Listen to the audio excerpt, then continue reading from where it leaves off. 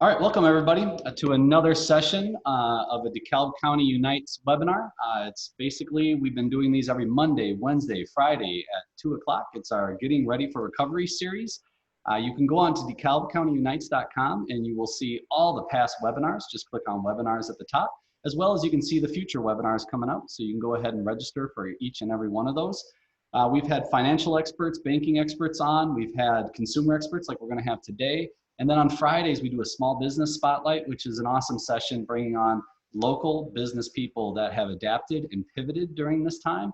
And they give us a lot of tips and tricks on ways to stay viable and ways to stay top of mind with their clients. So absolutely go to DeKalbCountyUnites.com and check out our webinar series. If you're wondering what DeKalb County Unites is, ultimately, we are a grassroots movement here in DeKalb County. Members of the university, the private sector, the nonprofit sector, the government sector, every sector you could imagine, all realized when the COVID-19 crisis happened that the small business community was going to be greatly impacted by shelter in place. And we all came together to figure out how we can make a positive impact on the local economy for our small business community. So we've done three major things. One is our website is loaded with information on stimulus money packages, other financial aid that's out there, unemployment information, anything we could think of that we needed to post to get in the hands of the small business community, as well as a frequently asked question, which is built from a lot of the questions that we have on our webinar. Those questions are there and the answers are there, so that's fantastic. Second thing is we got on the horn and we started calling all the large employers in our county and having them redirect their spending to the local economy. Sometimes it was prepaying for stuff, accelerating spending, or just buying meals for all their staff, which is absolutely wonderful. And then the third thing is our webinar series here, which is all about just trying to get vital information in the hands of our small business community in order to drive, again, a positive impact for them during this COVID-19 crisis. So today I have the honor of introducing our panelists. First, I'll introduce you to Courtney Strohacker. She's gonna help me with the Q&A portion of everything. Just so you know, if you wanna ask a question, which we highly encourage during every one of our webinars, just move your mouse down to the bottom of your screen. You're gonna see a Q&A icon. Just go ahead and click on that, type in your question. And between Courtney and I, we're going to make sure that those questions get answered by our panelists. And I want to welcome our panelists. Those of you that have been attending these webinars are very familiar with Jock Sommese. He's with the Small Business Development Center at Waubonsee Community College. Welcome again, Jock. We appreciate your time and your expertise on each one of these. And today I want to introduce a newcomer for us. It's Groza. She's an associate professor from the NIU College of Business. So today we're going to be talking about consumer behavior when it comes down to it. What are consumers thinking about right now? What are they worried about? As well as post-COVID-19, what's that look like? And we all know that's going to evolve more over time, but this is the time we need to really start thinking about this and start figuring out and planning how we're going to adjust our small businesses to be in a state that is going to be comfortable for our clients to be able to come back and do business with us. So we do have a poll we wanted to do real quick. Let me start that. If you could, it should have popped up on your screen. This is multiple, so you can select multiple things, but we're really concerned if you can put on your consumer hat. How do you feel right now about everything that's going on? Where's your headspace at? What emotions are you going through? And you can select more than one answer. We'd love if everyone could just really quickly participate in that. That's going to give our panelists some idea of what to focus on during this presentation, and I will share the results of the poll as soon as it's over. We got about 40% of the people voted. We're up to 50%, really 60%. Fantastic. I appreciate the participation here, everyone. This is how we're going to make this as successful as possible. All right, I'm going to call it with 75% of the vote, 79% of the vote in. Wow. Wait, people That's are great. clicking on buttons. All right, here we go. I'm going to end the polling, and everyone should be able to see it. I'm sharing the results. And panelists, are you able to see those results? Yes. We are. Fantastic. So there you go. All right, so I thought the first question I would ask, just to kind of kick us off, and then I know the two of you are going to have a lot to share, is what is consumer behavior? And I'm going to share my screen and bring up a PowerPoint presentation for your reference as well. But yeah, so start us off. What is consumer behavior? So, I mean, from an academic viewpoint, it's the study of individuals and the process they use to select, secure, use products and services that actually satisfy their needs, and it impacts that these processes have on the consumer and society. So all that boils down to, in the real world, it's why do people buy? And most importantly about that, it's about value. And before and more so now, it's about the value that we can give the customer. Awesome. And Jock, you just let me know when you want me to move on to different slides here. Yeah, I think Maya has something to say about the changing value, though. Yeah, absolutely. I mean, thank you for having me today. It's a pleasure being with you. And this is a tumultuous time. And thank you to your small businesses for really being there for our community in differing ways. And consumers are feeling this. And they're really, it's a level of kind of change because their needs have changed. So in turn, the way that they're seeing this is satisfaction has changed. A lot of people are not as satisfied, and their attitudes, and in turn, due to this, their behaviors have changed. And different grocery stores have seen this. All kinds of different businesses are seeing the changes that consumers are going through. And it's mostly due to the emotions. And we thank you for talking about the emotions that you're feeling right now. It's funny that, not funny, but when consumers are anxious, they do one of two things.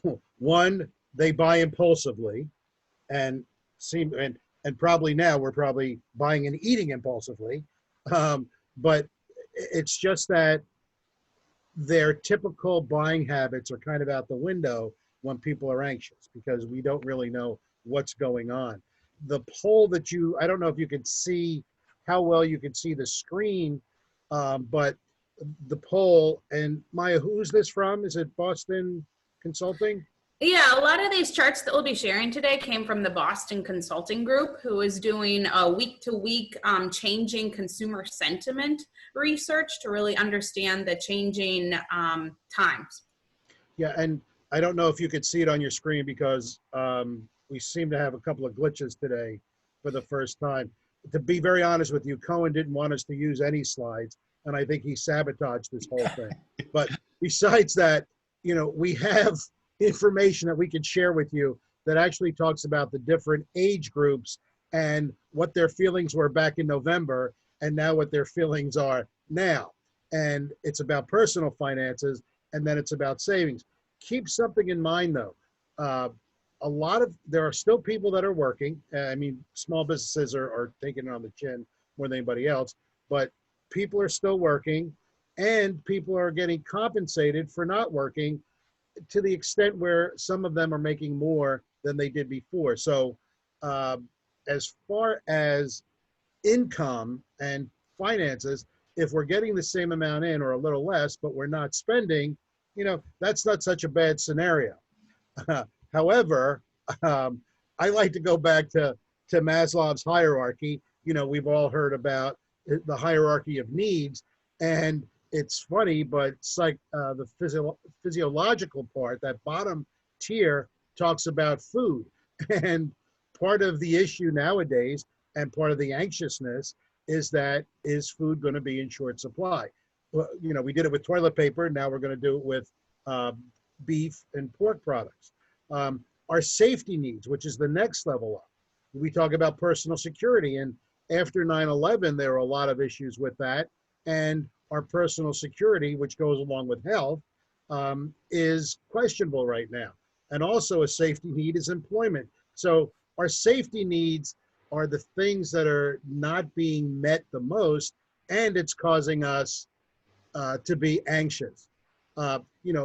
The belonging aspect of it is being able to lose our sense of connection. I think in all of this, we've kind of increased our sense of connection. We don't have that physical proximity to each other, but I know that we have friends back east who we wouldn't see unless they visited us or we visited them, that we're chatting with at least 2 times a month. So that's kind of good. The next level up as far as the hierarchy goes is esteem. And that's talking about freedom, which we now see is one of the issues that's coming out about why do I continue to have to stay at home? So, it's funny how we go through, the hierarchy. Maslow's hierarchy was done years ago, but now we're kind of seeing how some of those issues are coming about in our daily lives. Maya, do you want to add to that? Yeah, absolutely. They say before all of this, right, that when we go into a store, 90% of our decisions are already made for us. We're just doing them instinctively, going about kind of the mundane life. Well, things have went awry in consumers' minds, and they're having to, deal with all these emotions and limited knowledge. And when that occurs, then people start kind of doing new behaviors, and that's what we have seen. Definitely, you alluded to it, Jock, and said the panic buying was coming in. It was toilet paper first. Now people are considering meat products, different pork and beef. So I think what's really interesting here, and with the poll, thank you for sharing your feelings.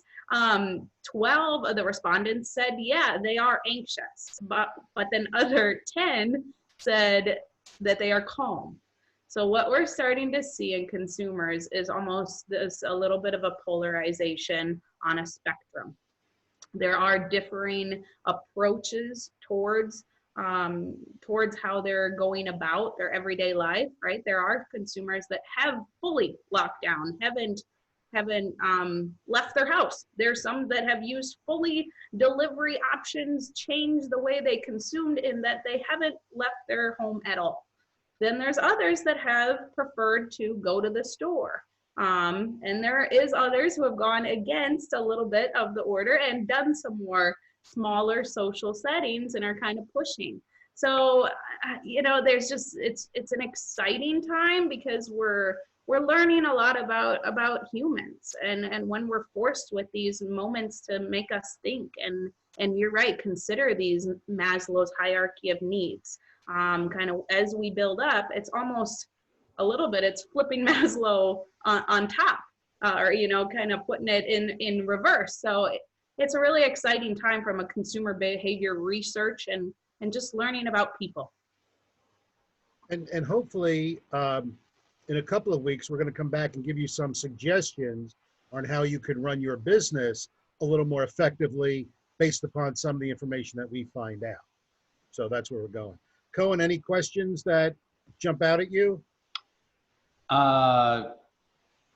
So yes, so one for Dr. Groza. I've never really sold much online, but I feel like I need to do that now. How do I get started? I don't know if that's necessarily for you guys, right? But it is, I think that applies to the whole consumer behavior that, even with curbside pickup and things like that, people are worried about just interacting, as you mentioned, Maya, with anybody right now. And a business that no longer has people coming into their storefront, people are pivoting and trying to do the curbside pickup thing, but there's a lot of anxious people out there that don't even want to participate in that. So I know we're going to talk more about businesses and how they get help later, but that was just one of the questions that was brought up. Yeah, I mean, that's a great question and actually really relevant to me. So at NIU, we have a Master's of Science in Digital Marketing. And I actually serve as the capstone, the thesis supervisor for all the students. And this semester, we had one of our students create a website for a DeKalb small business, Wired Nutrition.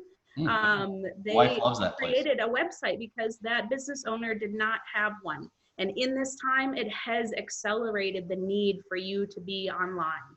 And I'm thinking about research that was done last year that was published, where authors suggested that actually millennial consumers will actually discount a business that doesn't have an online presence. Millennial consumers want to spend money with small businesses. They want to support their local community, but they're actually then discounting you if you don't have that online presence. So I'd love for you to get in touch with me. My email is simple. It's mya@niu.edu.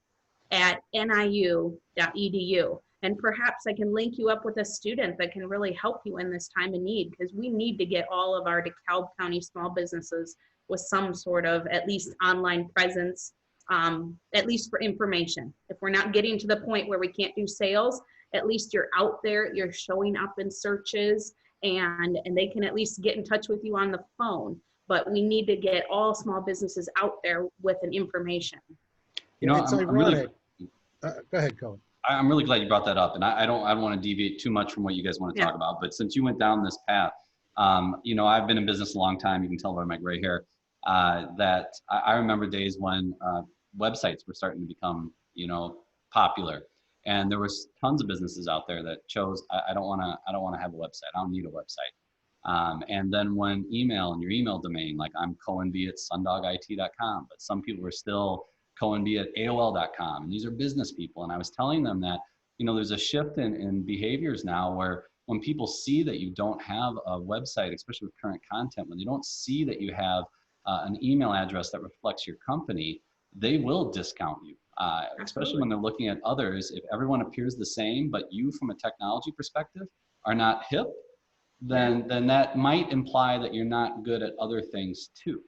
And now to your point with the COVID-19 crisis, I think it's going to exacerbate all that, where it's just more people are going to see if you don't have those things, then I'm going to move on to the next store, because chances are what I'm shopping for, someone has a way for me to interface with them in an electronic way. Yeah, this may come as a surprise to you, not really, but one of the chambers had said one of their members was having difficulty during this, and they asked me to talk to them, which is what we do at the SBDC. And the first thing I did, of course, was went on their website, which they didn't have one. And because I was trying to find their menu, because it was a restaurant and it was like, okay, what can we order? Couldn't find a menu, couldn't find a website, couldn't find a menu, went to Facebook, still no menu. So, you know, people are shooting themselves in the foot by not having this presence. And you're absolutely right about the millennials specifically, and just generally, people like to look in their community first. The retail people did a webinar yesterday, a national group, and they actually talked about the fact that X amount, like 90% of the people are going to be looking locally. It didn't matter what the age group was. So if you do not have a presence, and now people are being forced to, which is great. I mean, I think the real irony is banks have had, you know, they've been mobile, they've been internet technology savvy, but people didn't want to use them. Well, guess what? The world changed in March, and now there's more use of those kinds of things. Absolutely. Hey, Maya, sorry, there was just a follow-up to that last question that you answered, since we're kind of on that page. Have you noticed, do people display different types of consumer behaviors when they're buying online versus when they're actually going to the store? And can you talk about that a little bit? Yeah, with online, there's actually less impulse. So they're finding that people are putting things in their cart and leaving it in a shopping cart and really, you know, kind of waiting for price changes, some people do, or then going and comparing competitors. So yeah, there's actually kind of, it's harder to get people to impulse buy. Large companies have been successful with adding that buy with one click, suggesting Amazon here. That's been their way to kind of counteract that. Because yes, people will leave shopping things in their shopping carts. I have things for years, honestly. So that's something different. You want to get them to purchase. So ways that you can do that in an online setting is get their email, ask them to join, sign up to learn, you know, receive emails, then send them promo codes, even if it is 10, 15% off or free shipping. That really is kind of the way online to get people to move quicker towards a transaction. Absolutely. And I don't want to freak any small business owners out, like you don't have this, so you got to do this now. And in shelter in place, you know, ultimately finding someone to be able to do that work for you is going to be difficult. But there are some quick things you can do. And one, we had Brian Oster from OC Creates on, and he shared that, you know, you can set up a Square store with square.com. But you can set up a Square store right now and start selling online. And we actually had Bill McMahon from the Lincoln Inn pivot and started using Square for people to be able to order meals. So there are some things you can do right now.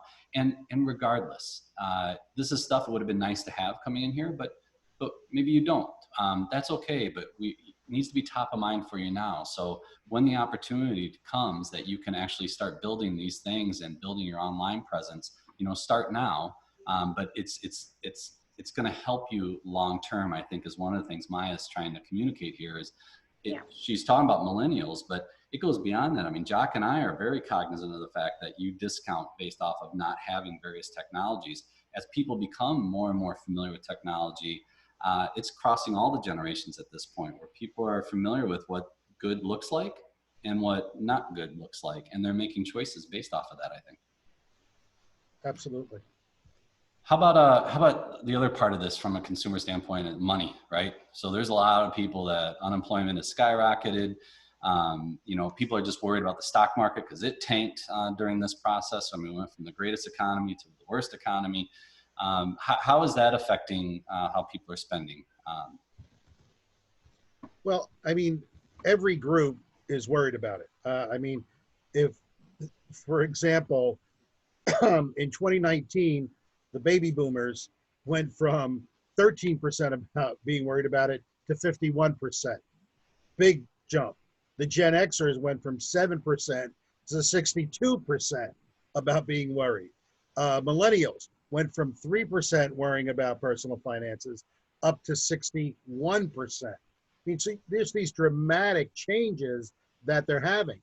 And just finishing up with Gen Z, they went from 5% worrying up to 65%. So now, if I'm a financial planner, maybe I start thinking about what's a way that I can attract these people to try to get some business in. Just as an example, if I am a bank, I may want to try the same thing. So, I mean, I'm a firm believer in each and every adversity, there's an equal or greater benefit. I think there's a lot of benefits with this, going online for those people, being able to do a little more financial planning with other people. So that's what the stats are telling us. Mm-hmm. And I'm sure, my own kids are just worried sick about it. They take after their mother because I don't worry much. So. Any thoughts there, Maya? Yeah, absolutely. There's ones that have been already severely affected their personal finance. And then I think there's a group that is preparing for more for their future finances to be, because we've said, right, there's some people who are still getting paid, but are predicting down the road that they might see cuts. So yeah, there's multiple factors here that are at play. There's the ones that have already been affected, preparing, and then very few are the ones that, where they're like, life will continue, it's going on, everything's going to be well. So that's kind of the different groups. How people are acting then, right, is they have this one research group, it's called the EY Future Consumer Index. They actually came out with these 4 groups and ways that people are acting, and they're calling it cut deep. So these are the ones that they're calling have seen the unemployment already and are affected. That they said 78% are already shopping less frequently because they have to, right? Their finances were severely affected. Then there's ones that were the stay calm and carry on. Okay, so yes, I'm experiencing some major trauma kind of to my personal finances, but I'm just going to stay calm and keep spending because I predict that things will come back. Then the save and stockpile. These ones are very kind of looking forward towards the future and definitely thinking about their long-term outlook. So predicting that this is going to last for a long time. And then there's a group, which is the hibernate and spend. So the ones that are, being able to stay at home and actually where their finances have not been affected.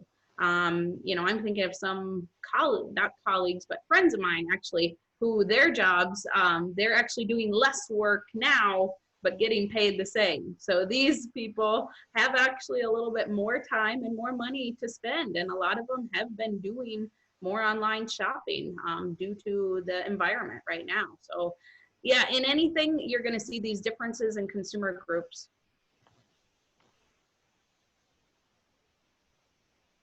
Cohen, you have muted yourself. I did. Being downtown, sometimes the trucks go by and it gets a little noisy. And by the way, I did kill the PowerPoint presentation, as you all are aware of. Again, technical difficulty. It seemed like it was getting annoying, so we just squashed it. The slides, though, what we can do is we can email them out to you, and that'd be really easy. So Courtney, let's just make that happen. So we'll get that slide deck to everyone, and it has Maya's contact information and Jock's contact information on there too, which is great. The question that is from the audience, I want to stay in touch with my customers right now, but I don't want them to get offended that I'm worried about pushing too hard because people have lost jobs and maybe worried about their finances. How do I walk the line with talking about my product while people are anxious? And that one speaks totally to me, because how much should I try and be in front of people and remind them to shop local because local businesses are hurting? It's uncomfortable. It's awkward from the business owner standpoint, and I am concerned about that. How do I make sure that I don't come off as needy and trying to get every dollar I can when I'm really just trying to make sure, hey, I'm out here, don't forget about me, and I'd love you to be my customer. Yeah, when we first started the series, or the first time that I came on to do one of these, I talked about communication, and that was with vendors, employees, and customers. I think we can't be selling things now unless this is going to ease the anxiousness. Then we can sell. I think all we want to really do is bring the message of help. How can we help you? Is there something we can do to help you right now to figure out what you're doing in the future, how to prepare yourself? It's about help. It's not about the product. That's my opinion.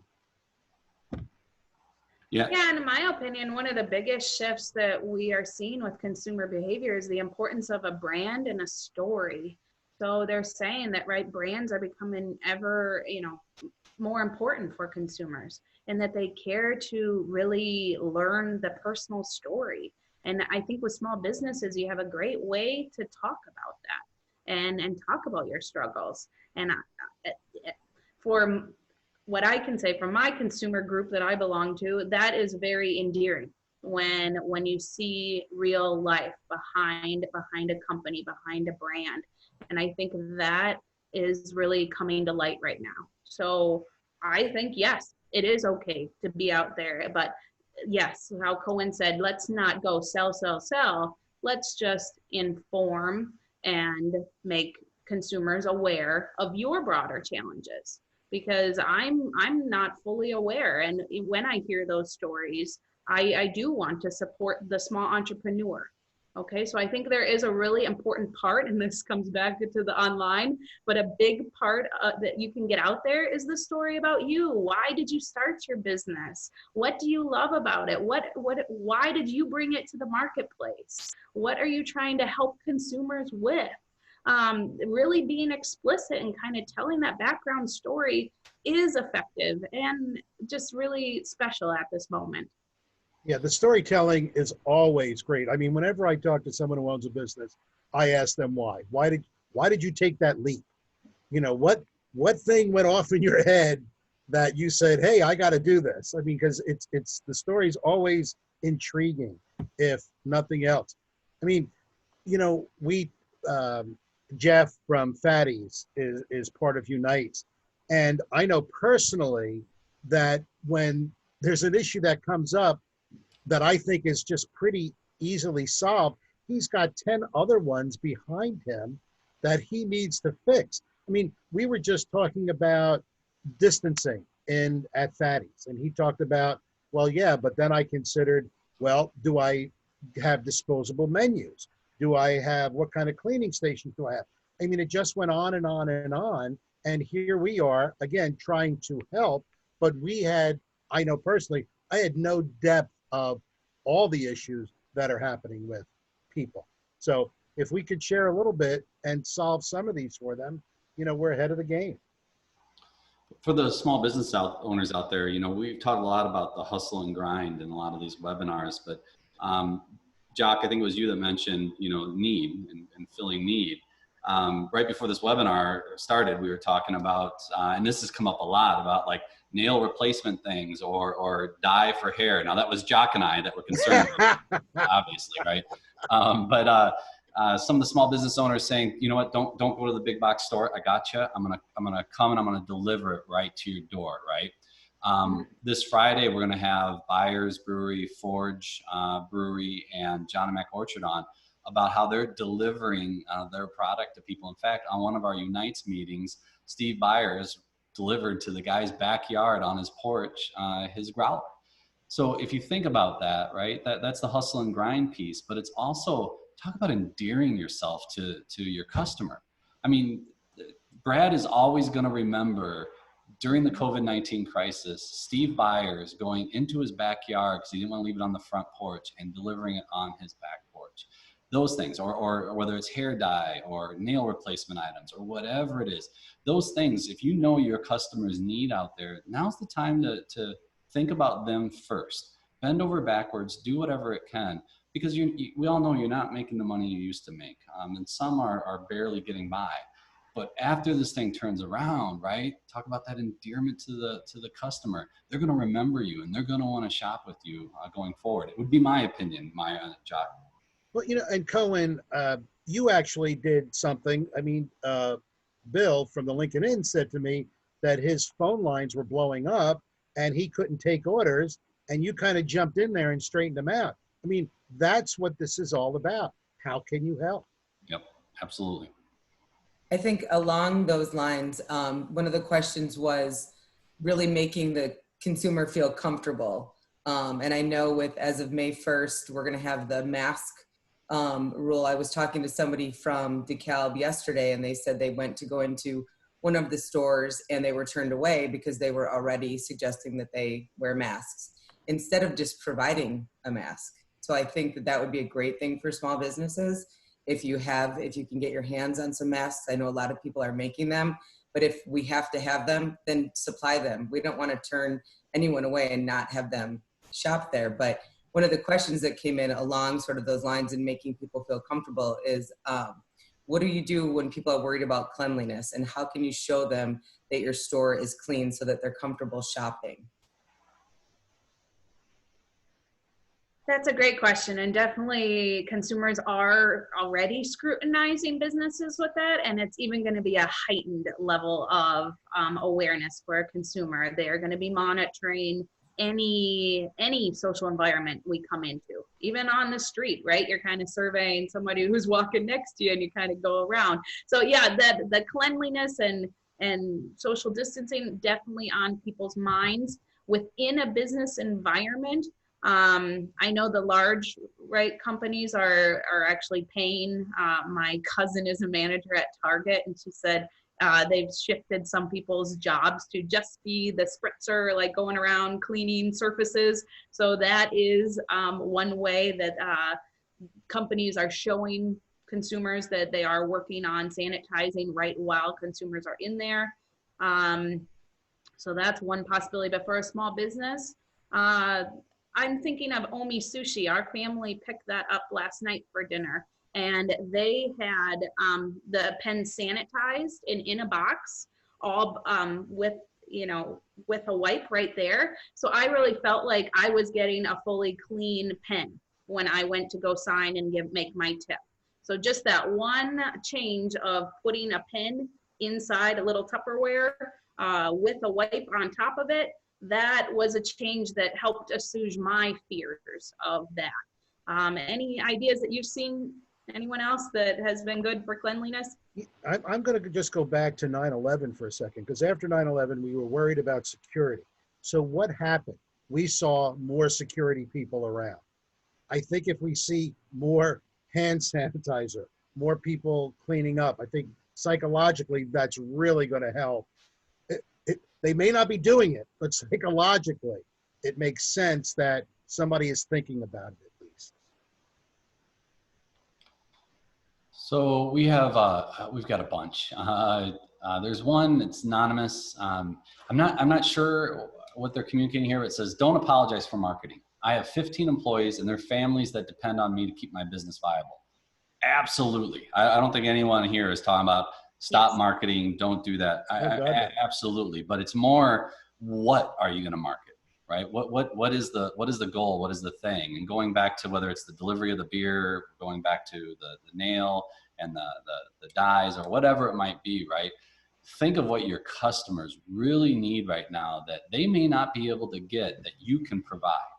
And whatever you do, talk about that, get it in front of them. But you making the extra step, you really showing that you're going to bend over backwards, like I said, to take care of them is I think the message that we're trying to communicate here. Yeah, and Cohen, I think that brings up a good point. Yeah. You're saying, think about what the consumer wants, but I think that's really hard right now. So Jock and I were talking, and we would love to give our work, consulting work, to do a DeKalb County research project. So to actually do a survey that we post across our social channels, the Chamber's post, to actually do a survey to DeKalb County consumers about what's on their mind, about how their shopping habits have changed, what do they predict to do in the future, given if this different criteria continues and persists. So we'd love your feedback on that. I can be reached at Maya, M-Y-A, at NIU.edu. Any ideas that you have that you want to know from consumers, you know, if what they're thinking about when they go back into a retail store, what are they going to be looking for? What are they going to be scrutinizing? What are they going to be looking at? Any questions that you have, please shoot them our way. And we'd love to incorporate that in a survey because, yeah, you're right. We need to get, we need to better understand. I think what we were talking a lot today is national trends, right? And global trends.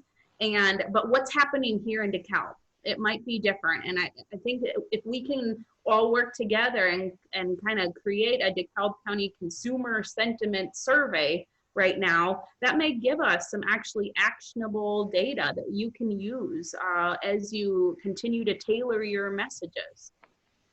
And that's our goal 2 weeks from now, to have that information and put it out there and then kind of brainstorm about, okay, what can we do? In that survey, we're going to encourage everyone that's listening and maybe listening to the replay of this.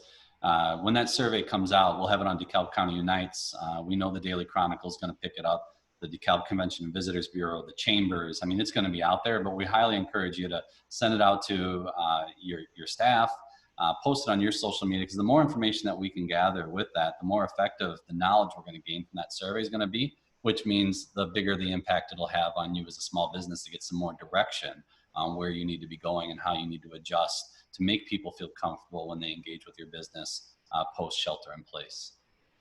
I have one, so Mary here,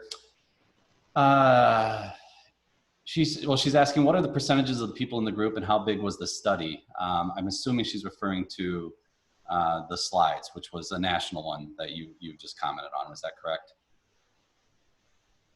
Yes. So you know, any of those national studies are usually pulling a sample size of anywhere from 1,000 to about 4,000 consumers, and then making generalizations out from there.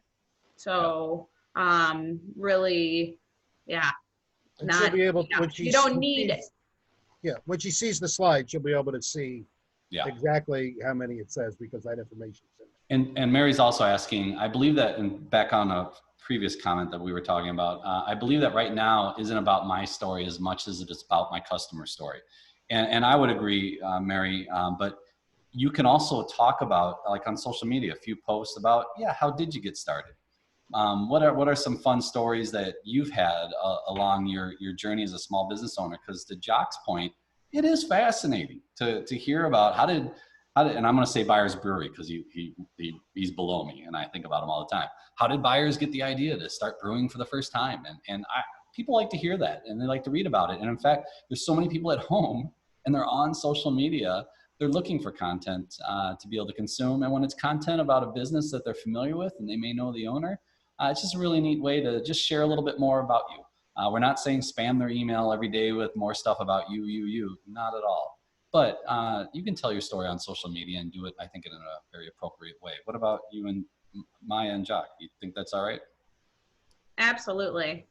And I love that idea of incorporating the customer's story. So I'm thinking of all the times that my family has eaten out, and you know, sometimes I think of it to benefit the small business owner, but other times I just don't want to do dishes anymore. Okay. Like, and I don't want to prep I have 3 children, 4 years and younger. So it's convenience too. So I think, right, engaging your customer, ask them to tell the story, how your product, your service is helping the consumer in this time of need. That's a really way to be engaging. And yeah, I would love to, see that story, a consumer going through a drive-through pickup for food and saying, no dishes tonight, woohoo! So Vicky made a comment about, reaching out and it's about the customer, right? And she said, you're correct. I had 3 vendors call me today and their first sentence was, I'm not selling anything today. They just want to remind us not to forget about them. And when things get back to normal, ... They must have had a sneak preview of this webinar, but absolutely. I'm getting those too, where it is just, hey, just checking in. Don't want to take much of your time. Just want to see if you need anything. Just make sure we're here if we can help. The little things like that go a long way for sure. But go ahead, Jock. I was just going to say, just on the vendor thing, and I love that idea that they're doing that. You, as a business owner, you may want to start looking for other vendors just in case they don't make it through this. So, it's like putting all your eggs in one basket. You really don't want to do that because you never know. You never know if their supply chain is getting stopped someplace and they're not going to be able to provide for you. So I'm a big believer in loyalty. However, necessity should take over sometimes. Yep. And following that same messaging standpoint, Phil brought up a good point where he said, I'm burned out on all the emails about how businesses care about employees during this crisis. The message has been lost on me from vendors. I can't count on how many of those I've received in the last few weeks. Yes, we all care, but it's not a useful email from my vendor. And absolutely, you don't need to be reminding people about, you as a business owner need to pay for, people's mortgages and things like that. So shop here to save my employees' jobs. Wrong message to be communicating. Absolutely. I'm seeing you guys nodding your heads, so I assume you're self-praise stinks. I mean, let's just start and end with that. Yep. And it may have worked in, week 1 of our stay-at-home order, but yes, it quickly got diluted because every company kind of jumped on board and came out with that same message over and over again. Are you two, and it's a question from the audience, are you two seeing any, or do you have any feelings on how consumer behaviors might permanently change due to this, that us small business owners need to be starting to think about now? Online is probably the biggest thing. People have gotten a taste of it. That has gone up percentage-wise only because of this, but I think people are also used to the convenience of it. People are afraid to be going into a store even after this all gets cleared up. I don't need to do that anymore. So, I think that online presence, and I hate to beat the horse with this, is really one of the things that's changed. Maya? Yeah, completely agree with that. Online, and then also I would argue subscription services. So any way that you could get creative with your company, your business about subscription, people are kind of in this mindset of signing up for subscriptions. So I'm thinking about just Trisha Schumacher in town. She has Wigglebug Photography here in DeKalb, and she sells a subscription for a baby plan. So when you have a baby, you pay for the whole year, and you get all, 4 newborn, 4 month, 8 month, and a year photos, all paid up front. So I think she was ahead of the game here with consumer trends, and I think people are really kind of open to that model right now. So even if it is you know, buying a new candle that comes to your house every month. Just kind of get creative with that. You could lock consumers in longer. That's something I think we're going to see, is the openness to more subscription kind of service models. In the online piece, correct me if I'm wrong, but I mean, being able to buy stuff online, that's one component. Some businesses, you can't. I mean, it's custom made, it's a service, things like that. But the online presence goes beyond just being able to offer your wares online for sale. I assume you're also just talking about, let's call it the blocking and tackling of marketing, right? That your Facebook page is up there, it's relatively current, your website is relatively current. You are actually engaged online with the consumer. And it's funny you say that, Cohen, because just this morning I saw an ad in the Chronicle, and I'm like, wow, this is great. A local restaurant was doing family meals, but I couldn't see what the meals were. I mean, they had pictures, but no description. So then I went to their website and didn't see anything on there. So I sent them a message, and they said it's on their Facebook. So my point is, you need to be more than one place. And Yeah. Brian talked about that the other day when he talked about marketing, the basics of marketing, that you really do need to be in more than one place. You need to meet the consumer where the consumer wants to be met. And that's a lesson in internet marketing that we should always be thinking about. Yep. Great So we have point. a question. Another thing that I think is really going to persist for a change is the idea of a work day and the work week. So thinking about your customers, how their lives are going to change with commuting changes and the allocation of their day and structuring of days. So I'm thinking of like, you know, like hairdressers and nail technicians. People may be more changing the times that they would come in because they are able to structure their day a little bit more freely. So yeah, you got to think about some of those kind of broader changes that are going to affect how you connect with your consumer and when and in what ways. I'm not shocked at all. That's very insightful, and I expect nothing less from the two of you. Thinking of that, Maya, as a small business owner, we need to be listening more than ever.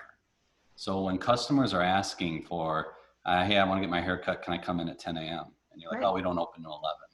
You need to listen to that 10 a.m. thing, because the one time you're hearing it, there could be 10 other people that are thinking the exact same thing. And maybe ask a few questions. Well, we usually open at 11. Is there a reason why 10 a.m.? And it might go right to your point. Well, you know, I only work 3 days a week in the office now, and I'm home 2 days a week, and I'd love to get it done before I have to deal with the kids. You know, just all those things. If we pay attention and hear what our customers are saying, that way we can adjust and maybe cater to the new normal when it comes to consumer behaviors in some form. Yeah, I think there's going to be a big change with making appointments for different things.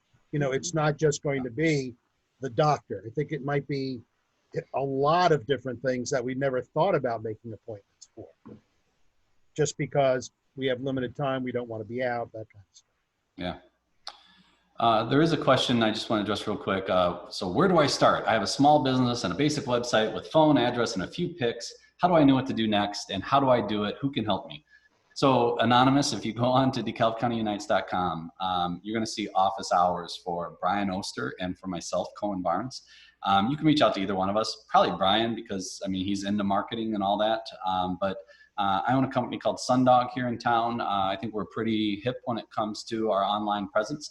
You could call us both and just ask that same question to both of us, get advice from the two of us, and we'd be happy to answer any questions. But you can also go back and review the previous webinar that we did with Brian Oster. You will see that on DeKalbCountyUnites.com. That'll take you to our YouTube channel, and you can watch that. And Brian provided a wealth of information during that webinar on what you can do right now and what you can do next. I hate to plug the Small Business Development Center, but this is what the Small Business Development Center does every single day. We did this long before the pandemic. We're going to be doing it years from now. It's been 40 years that the Small Business Development Centers have been around. Unfortunately, they're one of the best kept secrets in the country. We charge no money for the advice that we give you or for the direction that we give you. We are free consulting to you because we're paid for by the state, by the federal government, by nice people who give us money. So there's no cost to you to at least get some of the basics down. We do have some webinars that may cost you a couple of bucks, but nothing outrageous. So as I said, we're here all the time, and you can find us on DeKalb UNITES. So Maya gave us her email. It was mya@niu.edu. So you can reach out to Maya with any questions that you have. Jock, can you share with us how they can get a hold of Jock Sommese with the Small Business Development Center? Yeah, but I'm ashamed because I am not allowed to have a Waubonsee Community College website because I'm an independent contractor with them. And Cohen, when Not you AOL said that, though, right? I cringed. What's that? Not an AOL address, is it? No, it's not an AOL. It's a Yahoo. No. My email address is SBDC, Small Business Development Center, SBDC, JMS, my initials, @gmail.com. Beautiful. All And right. it's on the Unites website also. Wonderful. Any parting thoughts here before we wrap up? Because I want to be respectful of everyone's time. Maya, do you want to talk about that last slide about the rural area? Oh. There's no need. I thought that was kind absolutely. of cool. Quick, I will. So the Boston Consulting Group, right, in their research, they would classify DeKalb County as a hot spot, like a hot state, because Illinois is one of the top 10 number of cases for the whole state. So they're taking the top 10 states, which Illinois, we fall into that, as a hot state.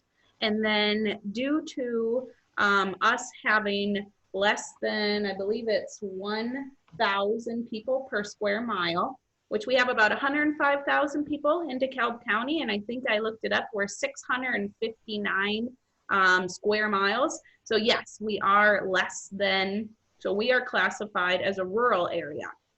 And the last slide here really shows that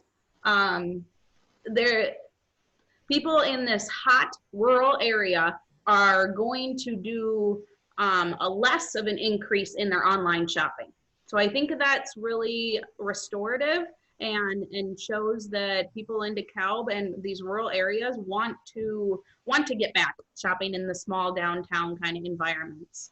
I kind of bring it back to, is this correct for DeKalb County? So yeah, if you can provide any feedback on any survey questions, we really want to do a large scale research project to really understand consumers right here in DeKalb, because you know, it's great seeing all these national trends and global trends, but I think if we can conduct some data collection and analysis, that can really help you right here in DeKalb. So please reach out, and thank you for all that you're doing. I look forward to getting back shopping with many of you soon.